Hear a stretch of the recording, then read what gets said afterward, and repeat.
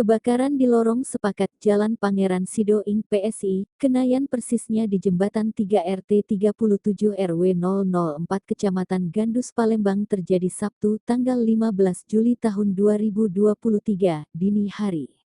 7 rumah semi permanen hangus terbakar jadi arang dan puing pada musibah yang terjadi pukul 3 dini hari tersebut. Dugaan sebab kebakaran di Jalan PSI Sidoing Kenayan, lorong sepakat Jembatan 3, Kelurahan Karanganyar, Kecamatan Gandus Palembang yang terjadi Sabtu tanggal 15 Juli tahun 2023, hari ini sekira pukul 3 dini hari tadi terungkap. Ketua RT 37 RW 004 Lorong Sepakat, Kelurahan Karanganyar, Kecamatan Gandus Palembang, Fitriadi mengatakan api pertama kali diketahui muncul dari dalam kamar rumah Medi salah satu korban.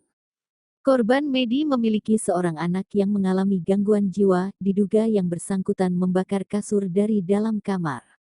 Pelaku saat ini telah dibawa ke RS Jiwa Ernaldi Bahar untuk menjalani perawat gangguan jiwa yang dialami.